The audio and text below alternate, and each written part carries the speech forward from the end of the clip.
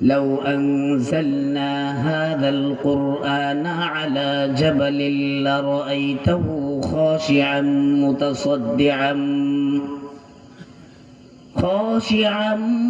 متصدعا من خشية الله আমি আল্লাহ পবিত্র কালামে হাকিমকে, পবিত্র কোরআনকে পাহাড়ের উপর অবতীর্ণ করতে চেয়েছিলাম। পাহাড় কোরআনকে গ্রহণ করার ভয়ে প্রকম্পিত হয়ে বিগলিত হওয়া আরম্ভ হয়েছে। কোরআন আশঙ্কিত হয়ে গেছে, পাহাড় আশঙ্কিত হয়ে গেছে। কোরআন যদি আমার উপর অবতীর্ণ হয় তাহলে কোরআনের ভারে আমি বিগলিত হয়ে যাব, আমি ধ্বংস হয়ে যাব। পাহাড় কান্নাকাটি আরম্ভ করেছে। এখনো দেখবেন পাহাড়ের থেকে ঝর্ণা প্রবাহিত হয়, কথা ঠিক না? কথা কয় না? আপনারা দেখছেন পাহাড়ের থেকে পানি নামে? পাহাড়ের ঝর্ণার মধ্যে গোসল করার জন্য আমরা পিকনিক করতে যাই, ঠিক না? কাঁদবে কেন? ভয়ে। আল্লাহর কোরআনকে পাহাড়ের উপর অবতীর্ণ করতে চেয়েছিলেন, কোরআনকে তিনি গ্রহণ করতে পারে নাই। এই ভয়ে প্রকম্পিত হয়ে কাঁদতে কাঁদতে কাঁদতে কাঁদতে চোখের পানি ঝরতে ঝরতে ঝরতে এখনো ঝরতেছে, কিয়ামত পর্যন্ত ঝরতে থাকবে। বলেন সুবহানাল্লাহ।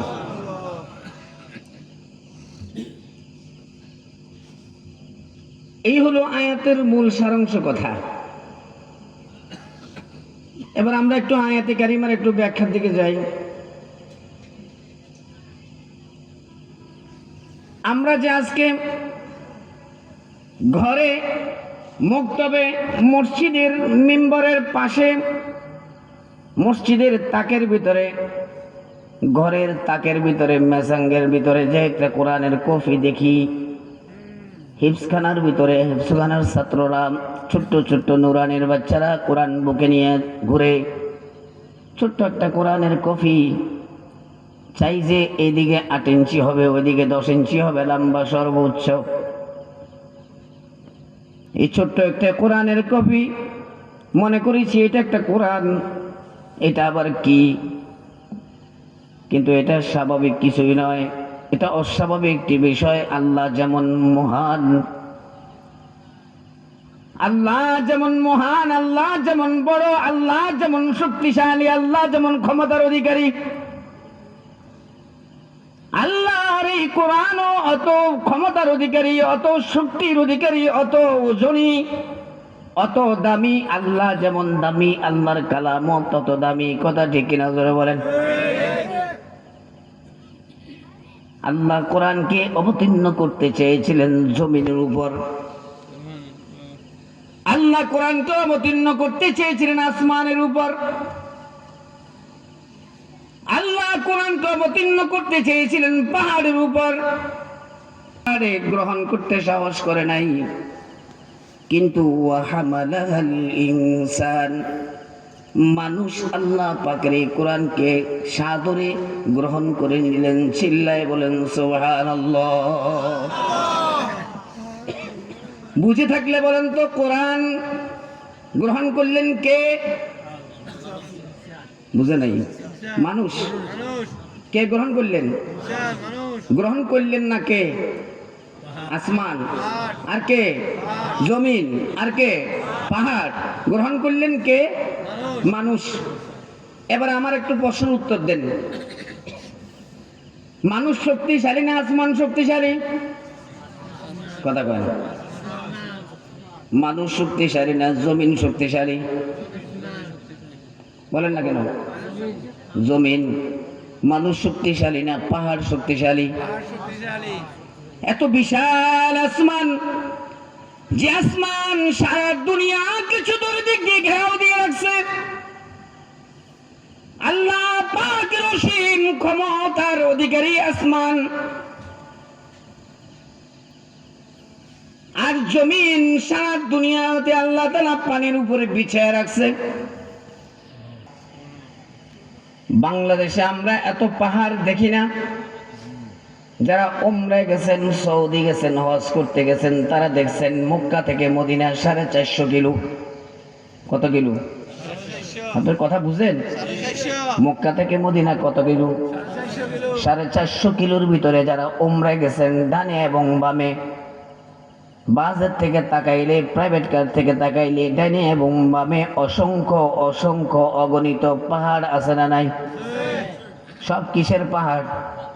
পাথরের পাহাড়। তায়েফের দিকে গেলে আরো বড় বড় পাহাড়, যে তায়েফের জমিনে আমাদের নবী আমাদের নবী আমাদের নবী আমাদের বিশ্ব নবী জনাবে মুহাম্মদুর রাসূলুল্লাহ সাল্লাল্লাহু আলাইহি ওয়াসাল্লাম দাওয়াত দিতে গিয়ে সেখানে মাইরে আক্রান্ত হয়েছেন, পাথরে নিক্ষিপ্ত হয়েছেন, পাথর খেতে হয়েছেন, পাথর খাইতে খাইতে আঘাত খাইতে খাইতে জমিনে বেহুঁশ হয়ে পড়ে গেছেন। অন্তত আমার কথা বলি, যখন আমাদেরকে প্রথম তায়েফের দিকে নিতেছে আমি ভাবছিলাম বাংলাদেশের কোন পাহাড়ের মতন একটা পাহাড় হবে। তায়েফের পাহাড়টা কেমন, একদম পাহাড়ের উপরে উঠে একটু তাকাবো। আবার মনে মনে চিন্তা করতেছি যদি পাহাড়ের একদম উপরে উঠি তাহলে খুব হুঁশিয়ারে কিন্তু থাকতে হবে। পাহাড়ের একদম চড়াই চলে গেলে ডানে বামে আবার পড়ে যাওয়ার সম্ভাবনা আছে, এটা আমি মনে মনে ভাবতেছিলাম। কিন্তু যখন তায়েফের পাহাড়ে গাড়ি উঠতে উঠতে উঠতে উঠতে উঠতে উঠতে মেঘের কাছে চলে গেছে, উপরের থেকে নিচের দিকে তাকাই যখন আর জমিন দেখা যায় না, শুধু মধ্যখানে মেঘ দেখা যায়। পাহাড় এত বিশাল, তায়েফের পাহাড়ের উপরে তায়েফ শহরটা অবস্থিত। পাহাড়ের উপরে কি অবস্থিত? তায়েফ শহর। তায়েফ শহরটা কত বড়? তায়েফ শহরটা মনে হয় ছোটখাটো, আমাদের চট্টগ্রাম বিভাগের চেয়ে কোনো অবস্থায় কম হবে না। সুবহানাল্লাহ বলেন। তায়েফের পাহাড়ের মাঝখানের যে আয়তন চট্টগ্রাম বিভাগের চেয়ে কোনো মতেই কম হবে না, বরঞ্চ আমার মনে বড় হবে। এত বিশাল একটা শহর একটা পাহাড়ের উপরে। তাহলে এত বড় বড় পাহাড়, এত শক্তিশালী পাহাড়, এত মজবুত পাহাড়, এই পাহাড়ে কোরআনকে গ্রহণ করতে সাহস করলো না। অথচ মানুষ অতি দুর্বল। আল্লাহ নিজে তার কালামে হাকিমে ঘোষণা করেন, খুলিকাল ইনসানু যায়ীফা, মানুষকে আমি অতি দুর্বল করে সৃষ্টি করেছি। মানুষ সমস্ত সৃষ্টির মধ্যে অতি দুর্বল। অতি কি? জোরে বলে। দুর্বল। একটা গরুর বাছুর, আপনাদের মনোযোগ আছে?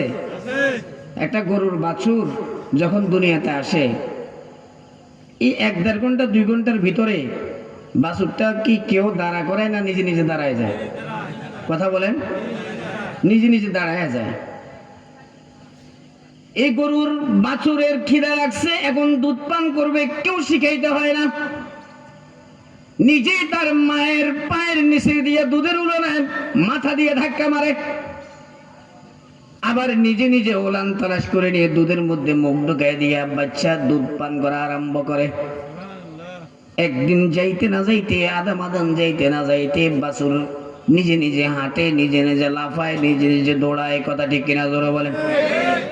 এবার বলেন, শক্তির দিক দিয়া মানুষের সন্তান বা মানুষ শক্তিশালী না গরুর বাছুর শক্তিশালী?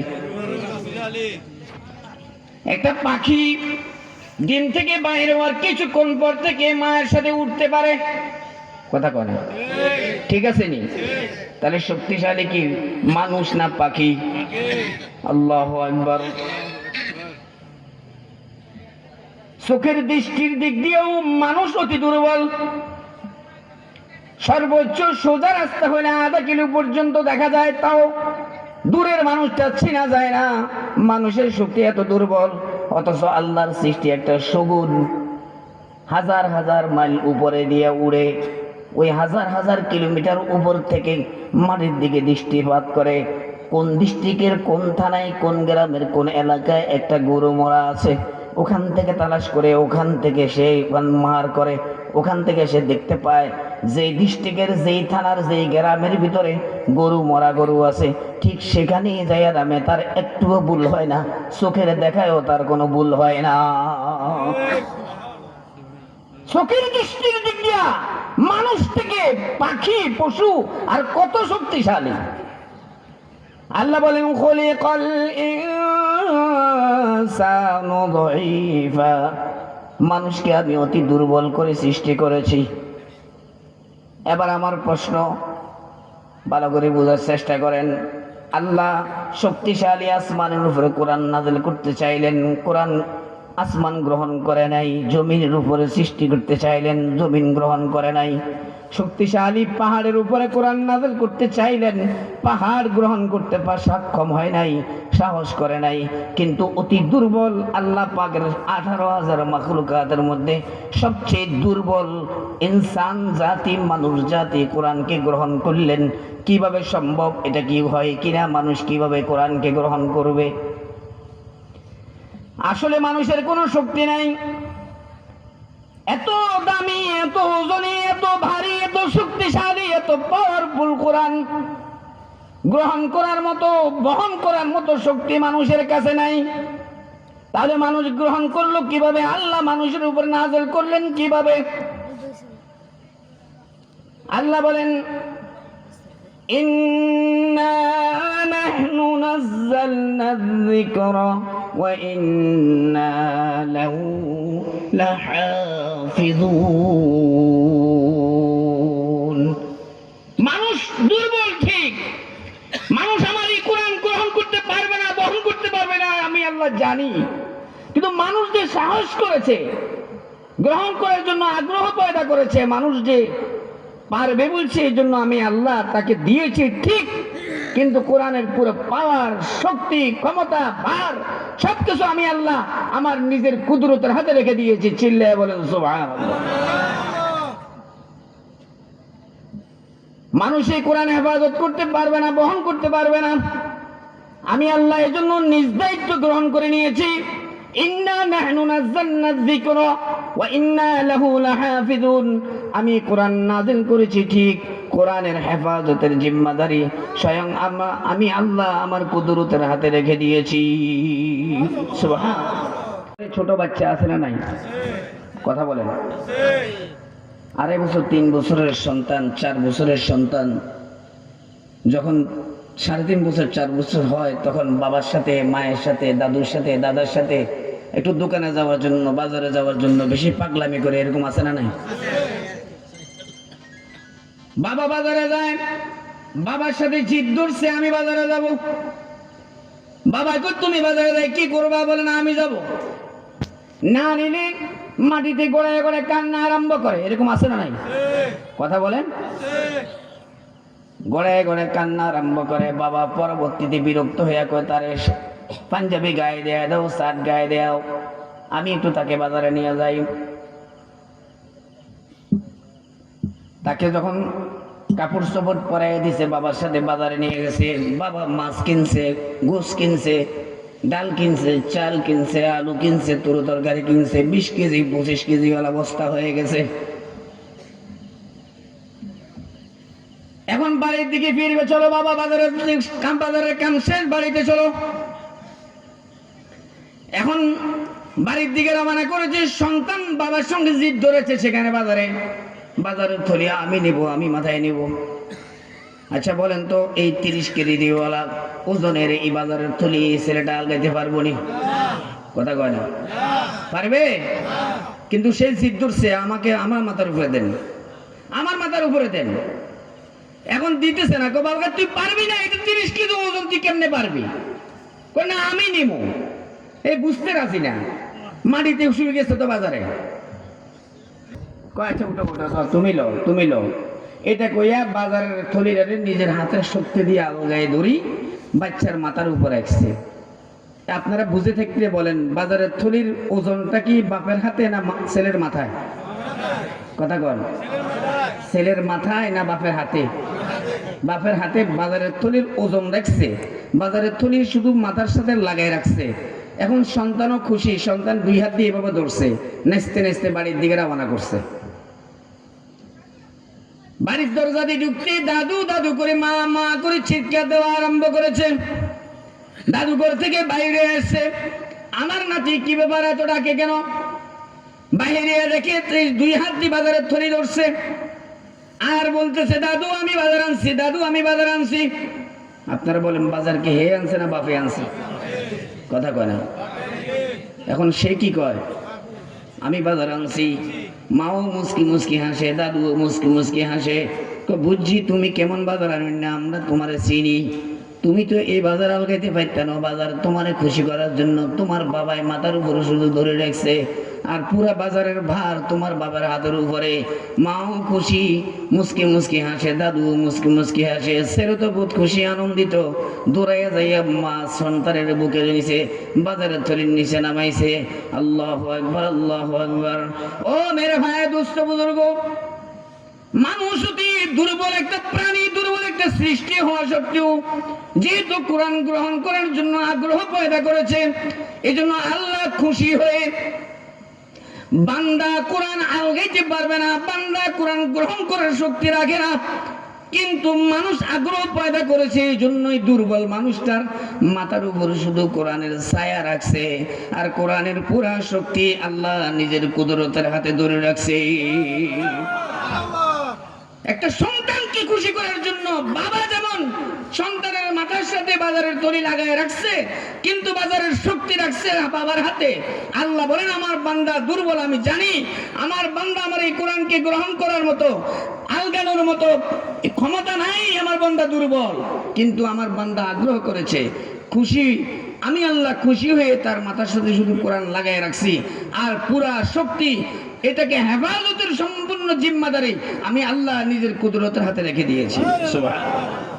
ইন্না নাহনু নাযালনা যিকরা ওয়া ইন্না লাহু লাহাফিযুন।